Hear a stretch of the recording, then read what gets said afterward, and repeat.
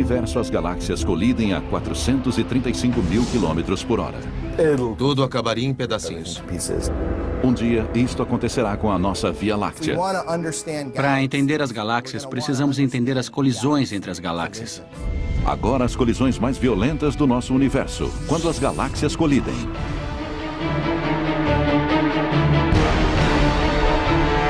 Colisões cósmicas.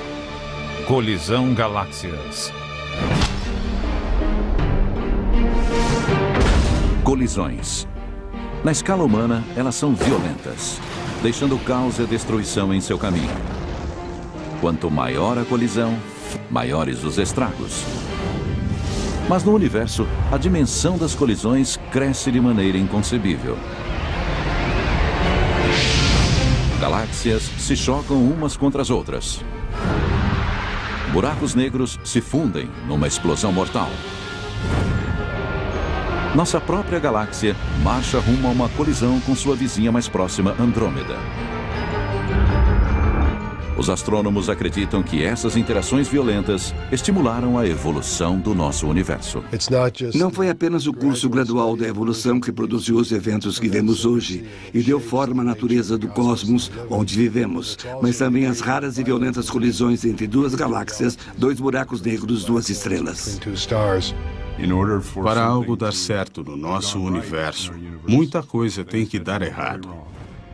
Como tomarmos conhecimento dessas colisões violentas e o que elas significam para o nosso planeta? A tecnologia nos permite testemunhar a destruição muito além da nossa imaginação e a descobrir a relação desses impactos com nosso universo. Cada tipo de colisão galáctica aprofundou nosso entendimento e mudou nossas suposições sobre o funcionamento do universo.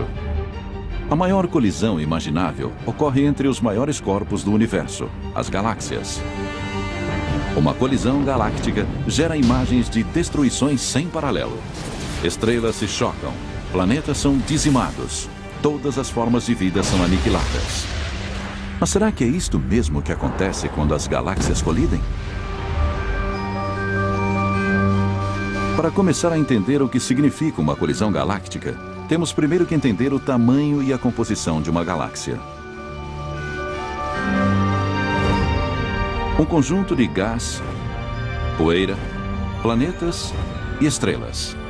Muitas estrelas. Uma galáxia é como uma cidade de estrelas. Um conjunto de algumas centenas de bilhões de estrelas que passam bilhões de anos juntas, cuja proximidade se deve à força da gravidade. Nossa galáxia, a Via Láctea, tem cerca de 100, 200 bilhões de estrelas e algo perto de 100 mil anos-luz de uma ponta à outra. Então, poderíamos cruzar a Via Láctea viajando 100 mil anos-luz. Sem problema, certo? Talvez devêssemos começar calculando um único ano-luz. Um ano-luz é a distância que a luz percorre em um ano. A luz viaja a incrível velocidade de 300 mil quilômetros por segundo e se multiplicarmos isto pela quantidade de segundos de um ano, obteremos cerca de 10 trilhões de quilômetros. As distâncias na astronomia são tão gigantescas que até a distância entre as estrelas são medidas em anos-luz. Outro modo de entender esta dimensão é saber que um feixe de luz viajando a 300 km por segundo levaria 100 mil anos para viajar de uma ponta até a outra.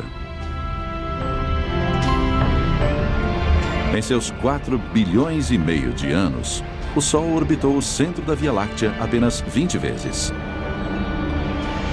Apesar das grandes distâncias, os objetos dentro do nosso universo colidem o tempo todo, desde que o universo ainda era jovem.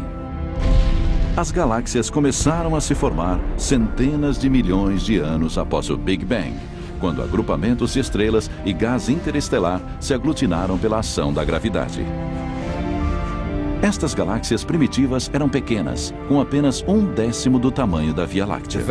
As primeiras galáxias do universo eram galáxias pequenas, galáxias anãs, e com o passar do tempo, esses pequenos agrupamentos se combinaram para formar galáxias cada vez maiores, decorrentes de fusões e adições. Figurativamente falando, essas galáxias anãs ficaram presas num engarrafamento no universo primitivo.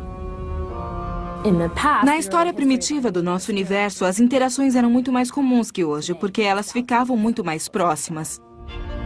Ao colidirem, as pequenas galáxias se uniram, formando galáxias maiores com formas definidas. A Via Láctea, onde fica nosso sistema solar, é uma galáxia espiral. Outras opções de formação incluem as galáxias elípticas e as galáxias lenticulares, que são um meio termo entre as duas.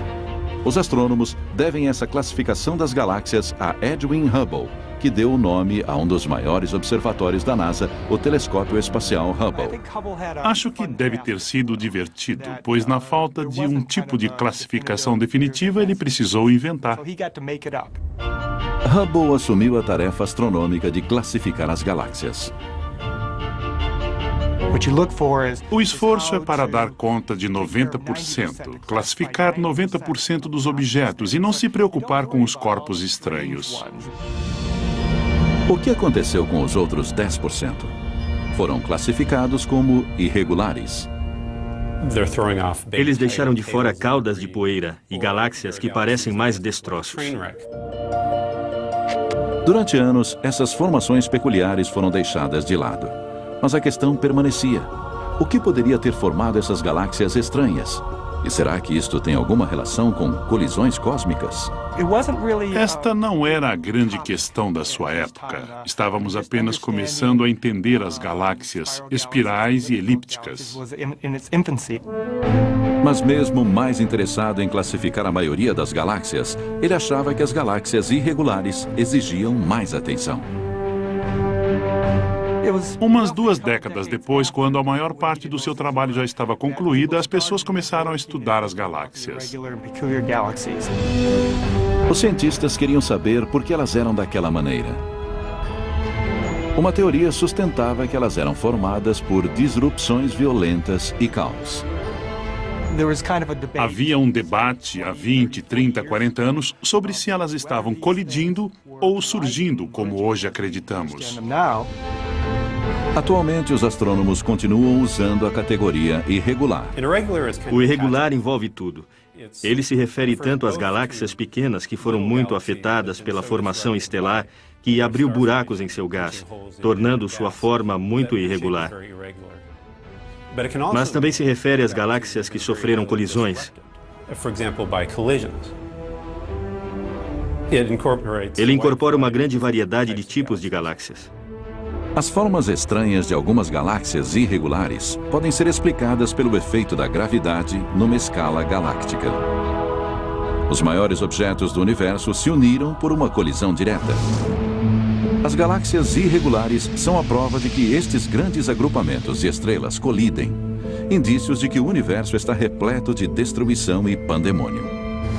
Mas o que acontece dentro das galáxias? Que outros tipos de colisão são possíveis e como podemos vê-los?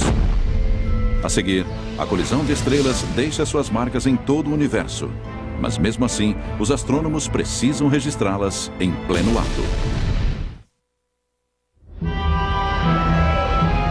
Galáxias irregulares são indícios de que as galáxias colidem. Mas será que os astros também se chocam uns com os outros? Nosso universo é tanto maternidade quanto cemitério. Um local de batalhas épicas entre imensos corpos celestiais. Imagine um cenário fictício. A quase 3.000 anos-luz da Terra, 2 estrelas irmãs dividem a mesma órbita há milhões de anos. Com o tempo, elas vão se aproximando, girando uma em volta da outra numa velocidade próxima à da luz. Então, colidem. E em milésimos de segundos são destruídas, emitindo uma onda de choque que atinge a Terra, dizimando metade da nossa camada de ozônio e matando tudo em seu caminho. É isso que alguns astrofísicos estimam que vai acontecer se um tipo de estrela chamada estrela de nêutrons colidir perto da Terra. Para eles, 3.000 anos-luz é logo ali. Já foi sugerido que algumas das extinções em massa da vida em nosso planeta ocorreram por causa de eventos como este.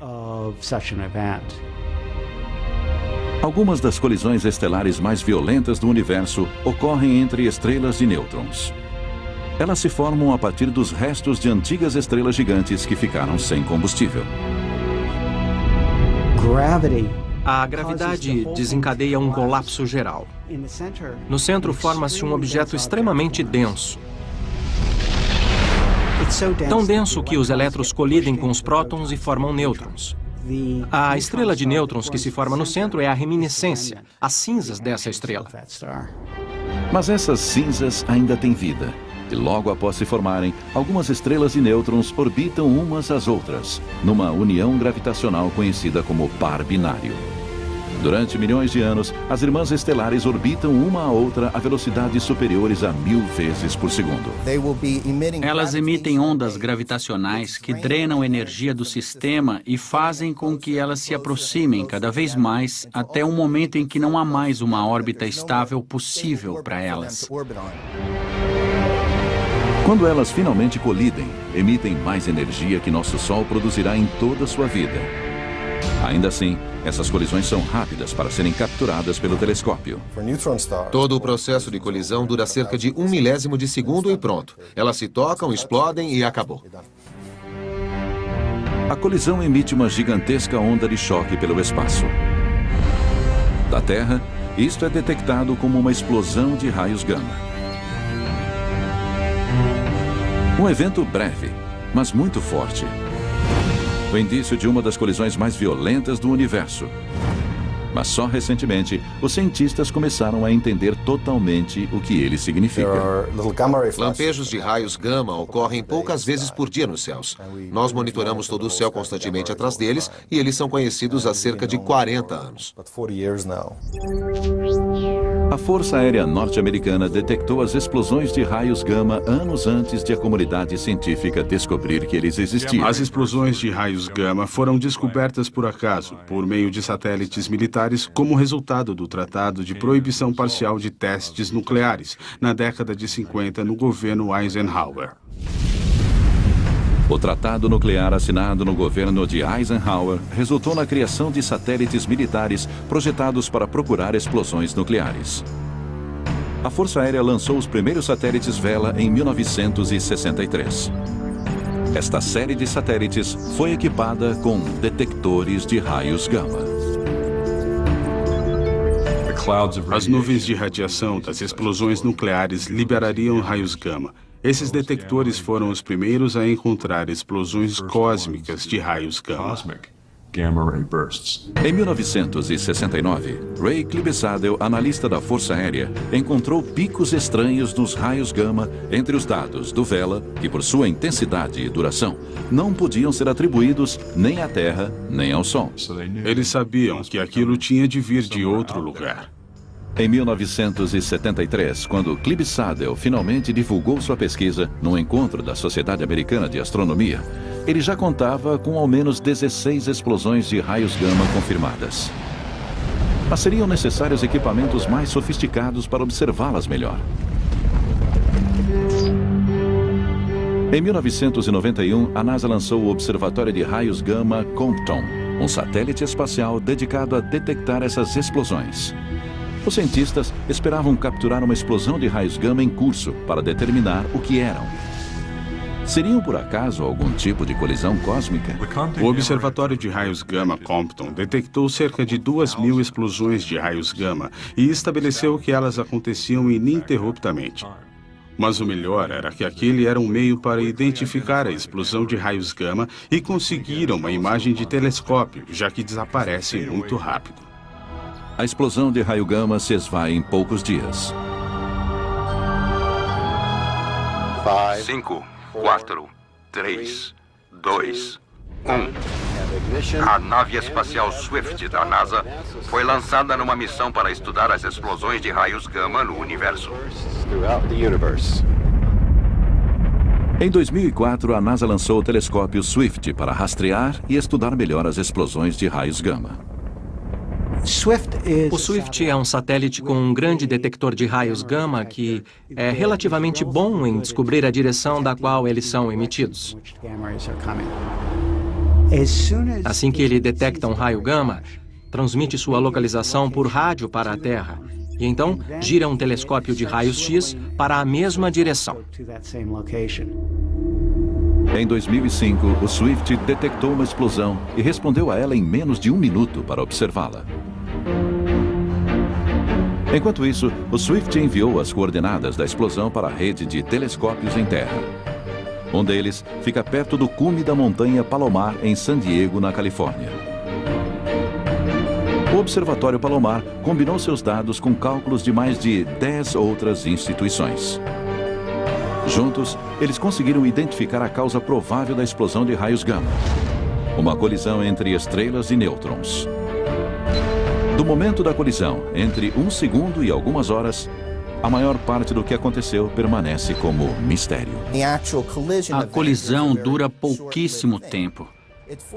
Por isso, acho improvável que um dia consigamos capturar a imagem de 2 estrelas no processo de colisão. Mas o que você pode fazer é estudar os resultados. Então, mesmo sem nunca terem testemunhado uma colisão estelar, os astrônomos sabem que elas existem através do exame das ruínas destas brutais guerras nas estrelas. As estrelas e nêutrons não são as únicas que colidem violentamente, causando destruição. Mesmo estrelas jovens podem produzir estragos cósmicos. As estrelas têm uma existência violenta, e não apenas os pares binários, mas virtualmente todas elas, começando pela natureza da sua formação. A vida turbulenta de uma estrela começa com a morte de uma nuvem molecular. É uma região densa de gás interestelar. Nessas nuvens se formaram estrelas, planetas e o nosso próprio sistema solar. Conforme a força da gravidade atrai mais gás e partículas, as nuvens moleculares crescem até sua densidade ficar tão alta que elas se colidem formando estrelas. Uma força exterior, como a causada pela colisão de uma nuvem ou das ondas de choque de uma supernova, também podem provocar o colapso das nuvens. Com o colapso, seu centro fica cada vez mais denso e mais quente. Pesquisas recentes mostram que a primeira formação de estrelas ocorreu apenas 100 milhões de anos após o Big Bang. Alguns astrônomos acreditam que essas estrelas ainda podem ser encontradas na nossa Via Láctea. Hoje, os pesquisadores se concentram em grupos compactos de estrelas, chamados aglomerados globulares.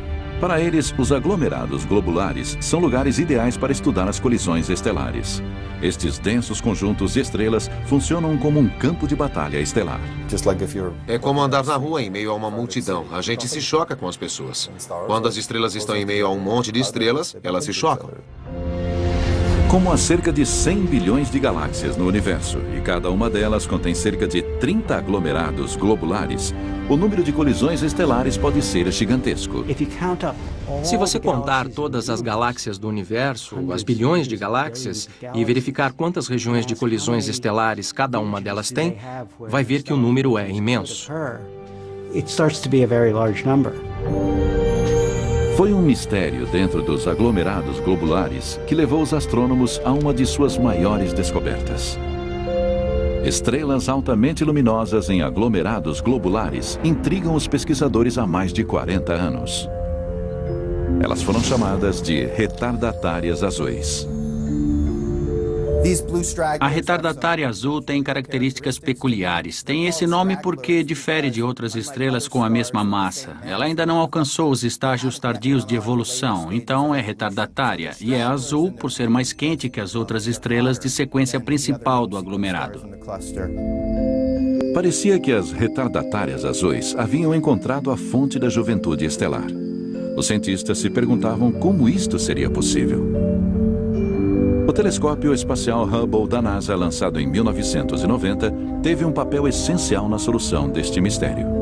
A resolução do Hubble é tão fantástica que, se você olhasse de Nova York em direção a Tóquio, conseguiria enxergar 2 vagalumes.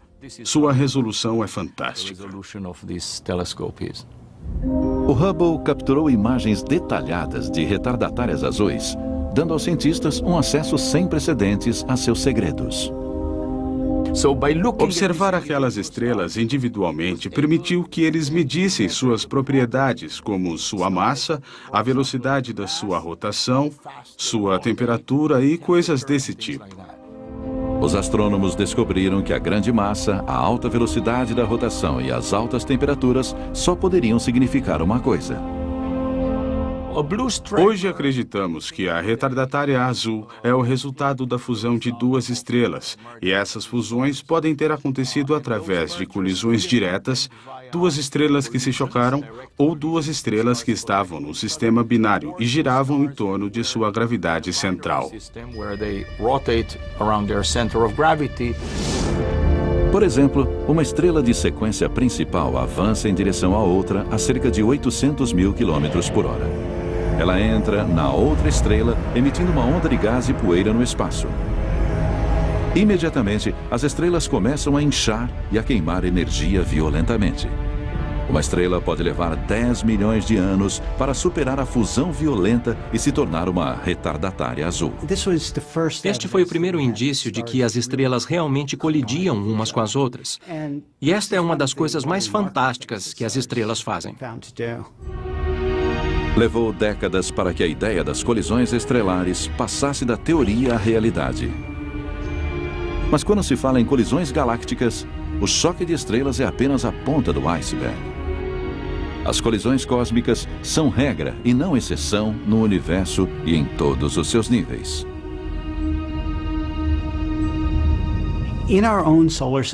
Em nosso sistema solar, todos os planetas e corpos que enxergamos foram formados através de colisões.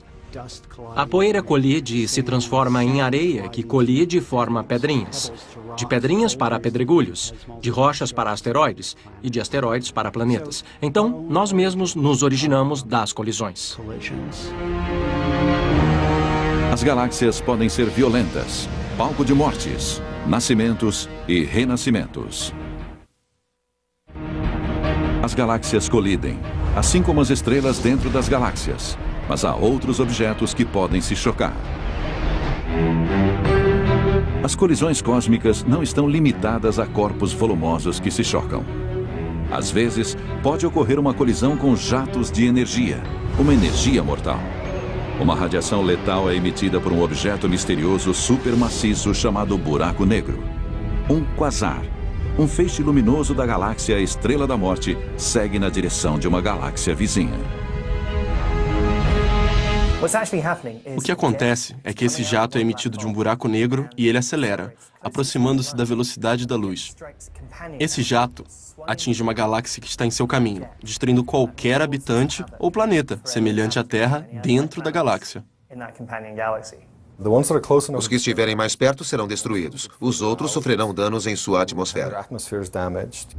Estes são verdadeiros sobreviventes de um buraco negro supermaciço. Parece ficção científica, mas é um fato. A sorte da nossa galáxia é que este cataclismo acontecerá no sistema 3C321, que está muito distante de nós, a 1,4 bilhões de anos-luz. Esta foi a primeira vez que os astrônomos observaram o jato de um buraco negro atingir uma galáxia, mas este evento levanta muitas questões, começando com: o que é um buraco negro? E será que corremos o risco de sermos atingidos por um raio mortal? Os buracos negros não são buracos, mas sim objetos incrivelmente densos e maciços. Os buracos negros são tão densos e sua atração gravitacional é tão forte que nada consegue escapar deles, nem mesmo a própria luz. Foram necessárias observações de vários telescópios para conseguirmos uma imagem completa deste fenômeno único. Só unindo as informações que cruzam o espectro eletromagnético que podemos começar a estudar os buracos negros com precisão. Parte desta imagem foi captada por este telescópio, o VLA, Very Large Array, no Novo México. Ele é um radiotelescópio composto por 27 antenas parabólicas, cada uma delas com 230 toneladas. As antenas são dispostas no formato de um Y, e cada braço desse Y tem 20 quilômetros de comprimento. Ele é especialmente adaptado para observar buracos negros, como o que existe em nossa galáxia. Aquela coisa é cerca de 4 milhões de vezes mais maciça que o Sol e produz todo tipo de fenômeno. Mas o gás e a poeira entre nós e o buraco negro escondem tudo isso dos telescópios que precisam de luz. A habilidade do VLA em detectar ondas de rádio permite que ele enxergue através da poeira estelar. Radiotelescópios e telescópios de infravermelho são os únicos instrumentos disponíveis para estudar isso. Assim como o telescópio comum coleta ondas de luz para formar uma imagem, nós coletamos ondas de rádio. Ondas ópticas e de comprimento curto não conseguem enxergar as partes internas dessas regiões, mas o rádio pode. Locais que trabalham com ondas compridas, como este, conseguem examinar as partes internas dessas regiões obscurecidas para as outras faixas de ondas. A maioria das galáxias tem buracos negros maciços em seu centro. Eles podem ter uma massa entre 1 milhão e 1 bilhão de vezes maior que o nosso Sol. Apesar de sua massa, a princípio era impossível ver os buracos negros. Então, como descobrimos que eles existiam? A matéria, quando é sugada pelo buraco negro, lembra a água escoando por um ralo de banheira. Ela é puxada e gira, criando atrito que gera calor e luz. E essa luz se torna tão intensa e energética que acaba produzindo raios X.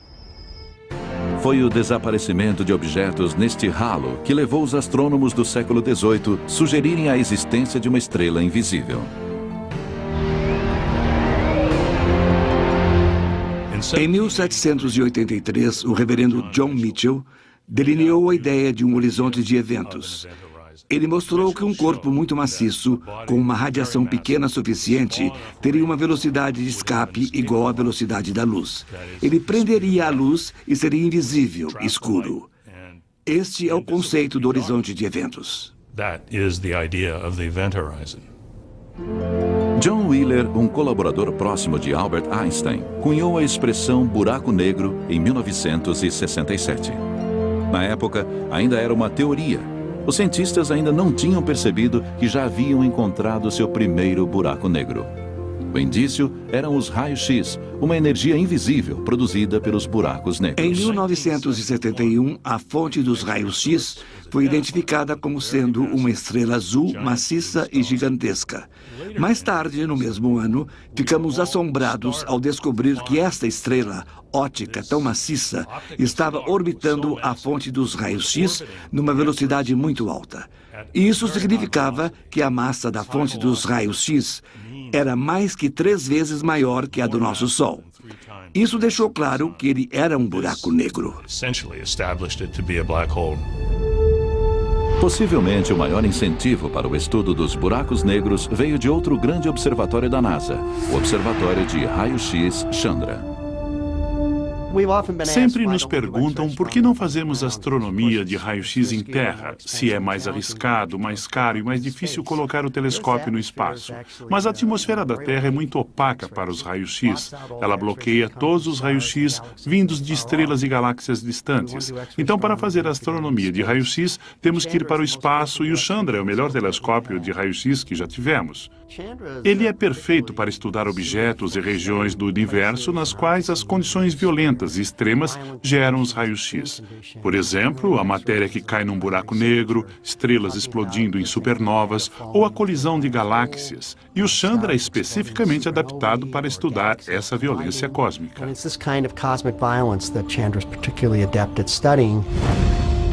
Os raios-x estão presentes sempre que um objeto celeste produz grande quantidade de calor. Estrelas de nêutrons e buracos negros conseguem produzir raio-x com força 100.000 vezes maior que os raios-x produzidos pelo Sol. O Chandra foi essencial para ajudar os astrônomos a entender o que estava acontecendo na Estrela da Morte. O Chandra permitiu que observássemos as fontes centrais do buraco negro e que determinássemos a presença desse jato de raio-x, que foi o que fez com que a chamássemos de estrela-morte. Porque o jato aponta diretamente para a sua galáxia irmã e dá para ver os efeitos daquele feixe de energia e partículas quando ele atinge a galáxia vizinha. Como na maioria das colisões cósmicas, há um lado positivo. Quando o jato da estrela-morte devastar a galáxia vizinha, provavelmente desencadeará uma nova fase de formações de estrelas e planetas. Tudo isso faz parte do ciclo de vida e morte do universo. Buracos negros não são necessariamente essas balas de canhão cósmicas. Eles não estão vagando pelo universo, sugando tudo em seu caminho. Na verdade, os buracos negros podem tanto produzir quanto destruir a vida. Nosso sistema solar conseguiu evitar raios mortais apenas para ir de encontro a uma calamidade galáctica de proporções gigantescas. Num futuro distante, nossa galáxia, a Via Láctea, e sua vizinha, Andrômeda, irão colidir. Mas será que essa colisão será uma fonte de criação ou de destruição?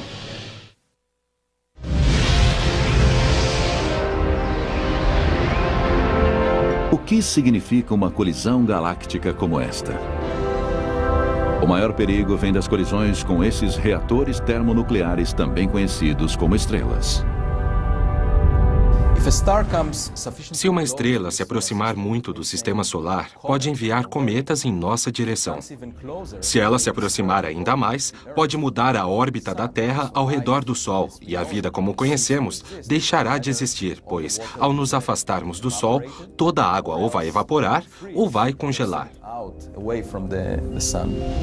A colisão entre a Via Láctea e Andrômeda está prevista desde o universo primitivo, quando ambas as galáxias nasceram, uma ao lado da outra. As coisas que se fundem nascem ligadas e acabam se juntando. Coisas que nascem à parte normalmente não se fundem, elas se separam. A maioria das galáxias está se separando no nosso espaço em expansão. Todas as galáxias que estão distantes de nós se separam cada vez mais até desaparecerem de vista dentro de determinado tempo. A única exceção é a galáxia Andrômeda, a vizinha mais próxima, nossa galáxia irmã. Em algum momento do passado, a gravidade entre a Andrômeda e a Via Láctea se inverteu, diminuindo a velocidade entre as duas. E agora elas estão se aproximando devido a esta atração mútua. Elas vão colidir. Parece que elas estão vindo diretamente uma para a outra e a situação vai ficar muito feia para nós. A galáxia Andrômeda colidirá com a Via Láctea daqui a cerca de 5 bilhões de anos. Quais são as provas desta futura colisão? A luz emitida por Andrômeda fornece um indício mais forte de sua aproximação. É a mesma coisa que torna os fogos de artifício coloridos. Dependendo da cor, você sabe se ela é produzida pelo ferro, pelo oxigênio, pelo enxofre. E sabendo a cor que aquilo deveria ter, então observamos se ela está mais azul ou vermelha. Se estiver mais azul, é porque ela está vindo na sua direção.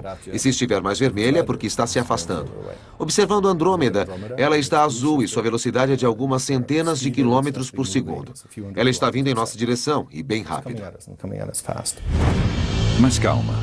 Uma colisão que destrua a vida na Terra é apenas um cenário possível e nem de longe o mais provável. Então, o que acontecerá em 2 bilhões de anos quando as galáxias começarem a se aproximar? Como as galáxias são incrivelmente maciças e as distâncias entre elas são tão grandes, uma colisão levaria bilhões de anos do início ao fim. Assim, os astrônomos só podem observar imagens no céu. Para entender todo esse processo, eles dependem de simulações. Cada imagem de colisão de uma galáxia no universo é só uma peça dentro de uma longa sequência. Então, essas simulações nos permitem unir as várias situações e ver como elas se desenvolvem desde a aproximação, passando pelo meio e as caudas de maré, até a fusão de tudo isso.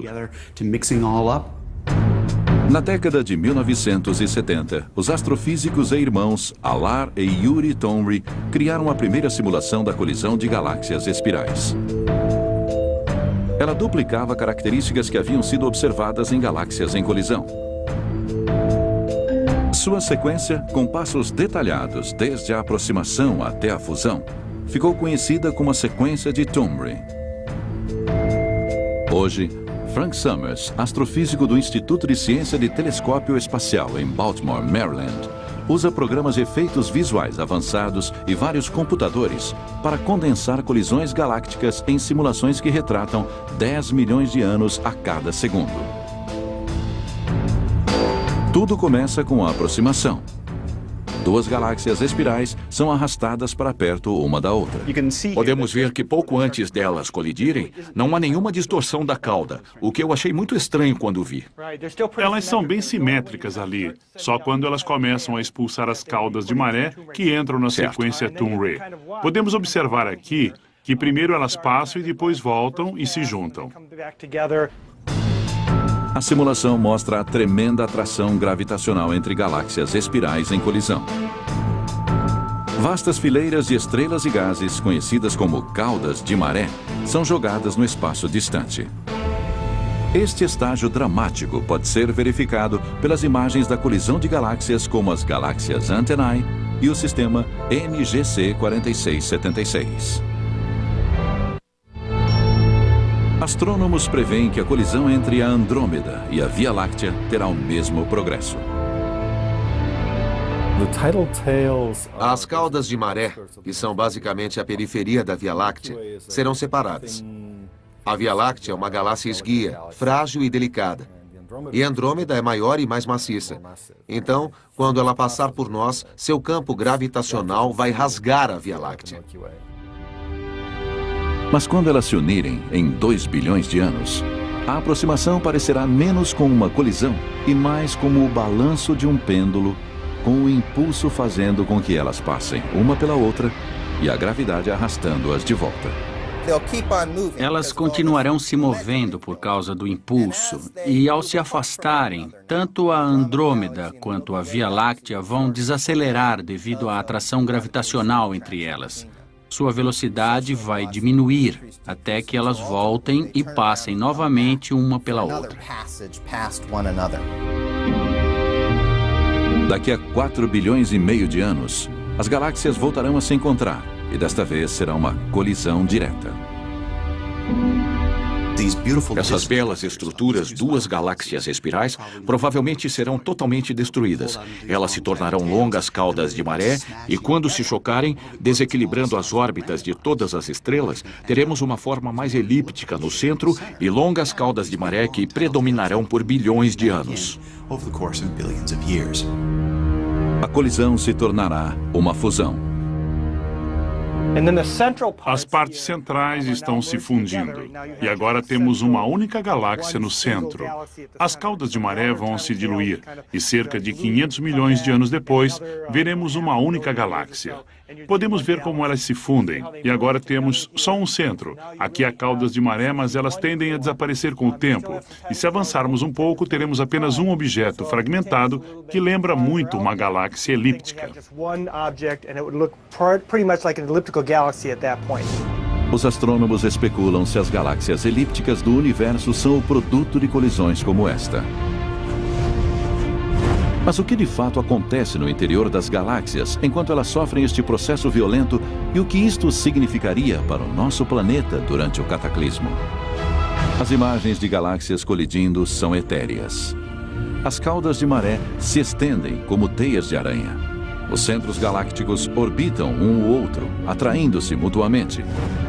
Mas será que estas belas imagens disfarçam uma grande destruição? Estrelas se chocando umas com as outras. Planetas destroçados, luas pulverizadas em poeira espacial. Uma das coisas mais legais das colisões galácticas é que as imensas galáxias se chocam, mas não as estrelas. Temos uma estrela aqui e outra estrela ali, e a distância entre elas é milhões de vezes maior que seu diâmetro. E durante a colisão galáctica, quais são as chances de a Terra ser esmagada? Segundo os astrônomos, muito pequenas. Toda estrela tem algo parecido com um sistema solar em volta. E mesmo o espaço entre elas é muito, muito grande. Tanto que mesmo a probabilidade de um planeta colidir com outro é baixíssima. Mas isto não significa que a Terra esteja totalmente livre do perigo. Há uma chance de cerca de 10% de a Terra ser expelida com o Sol e o Sistema Solar numa dessas caudas de maré. E seríamos mandados para muito longe, a ponto de ter uma visão aérea da nossa galáxia. Então, a maior implicação para nós seria a mudança da órbita do nosso Sol durante a colisão. Estrelas e planetas podem passar uns pelos outros sem incidentes, mas não o gás. Uma colisão galáctica se refere principalmente aos gases. Tanto Andrômeda quanto a Via Láctea têm uma grande quantidade de gás, e todo ele vai se chocar, e isto vai formar imediatamente um monte de estrelas. Provavelmente teremos, eu diria, umas 10 bilhões de estrelas novas, sem demora. Isso é o que chamamos de surto de formação de estrelas. E esta formação feroz de estrelas parece ser um indicador da interação entre as galáxias. Se estivéssemos num planeta dentro de uma dessas galáxias, o céu noturno seria muito impressionante durante este processo. Seria como fogos de artifício, com um monte de estrelas maciças nascendo. Não seria perigoso, a menos que se estivesse numa região onde as estrelas estivessem surgindo. Mas quando as galáxias se combinarem em uma única galáxia elíptica, a velocidade da formação de estrelas irá diminuir. Saímos de uma galáxia comum, batemos numa outra galáxia, há uma gigantesca formação de estrelas, um surto incrível. Mas depois, num período relativamente curto, o gás cessa, os fogos de artifício param e a galáxia volta a seguir seu caminho. A fusão da Via Láctea com Andrômeda, que em inglês já foi apelidada de Milcômeda por alguns astrônomos, também sofrerá a fusão de seus densos centros, cada um com seu buraco negro. O buraco negro supermaciço de uma galáxia encontra o buraco negro supermaciço de outra galáxia. E eles se juntam, tornam-se um par, a órbita encolhe, eles se fundem e temos um buraco negro supermaciço ainda maior. Este é um processo violento e, durante ele, o gás pode alimentar o buraco negro e produzir um quasar muito brilhante. Mas o maior perigo para a Terra durante o choque entre a Via Láctea e a Andrômeda é algo não relacionado com a colisão. Enquanto a nova galáxia estiver nascendo, nosso Sol estará morrendo. A analogia da vida funciona muito bem para as estrelas. Elas nascem a um ponto onde elas começam convertendo hidrogênio em hélio e extraindo energia. Elas passam pela meia-idade na qual tendem a inchar, ficam mais brilhantes e perto do final de suas vidas mudam impressionantemente.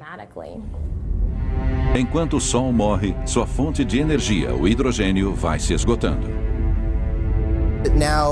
Ele se tornará uma estrela vermelha gigante. Seu tamanho se estenderá até onde está a órbita atual da Terra, ou seja, seu brilho se estenderá por 150 ou 160 milhões de quilômetros. Isso não é bom para a vida na Terra. A Terra perderá seus oceanos, sua atmosfera e não será mais um lugar propício para a vida. Se durarmos tanto tempo, daqui a bilhões de anos, já teremos ou colonizado os sistemas estelares próximos ou construído algum tipo de planeta artificial longe do nosso Sol, a uma distância segura. Embora pareça que nossa galáxia possa se tornar um local sem vida, os astrônomos preveem que as condições na nova galáxia serão propícias para a vida. Haverá cerca de 1 trilhão de estrelas na nova galáxia e elas terão planetas. Mesmo que apenas uma pequena fração desses planetas seja habitável, os números são tão altos que, com estimativas bem conservadoras,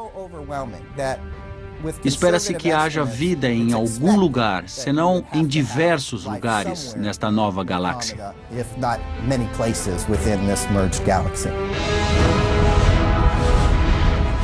No nosso universo, a fusão mais fundamental ocorre entre a vida e a morte.